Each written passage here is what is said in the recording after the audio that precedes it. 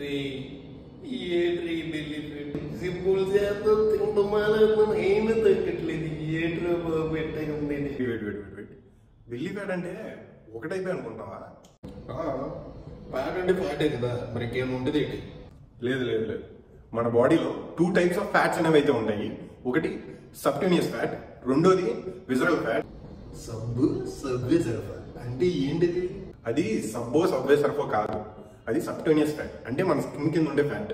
దాన్ని మనం పించ్ చేసినా కూడా ఫీల్ అవుతుంది. ఓకే, సెకండ్ది విజరల్ ఫ్యాట్. ఇది మన ఆర్గన్స్ చుట్టూరా ఉంటుంది, లైక్ హార్ట్, లివర్, కిడ్నీస్.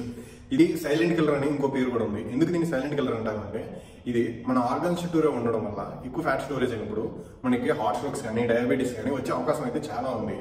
సరే, అంత బాగానే ఉన్నాయి. ఇప్పుడు ఏం చేయాలి మరి నేను? ఇది రెగ్యులర్ క్రాష్ డేట్స్ వల్ల అయితే వర్క్ అవ్వదు.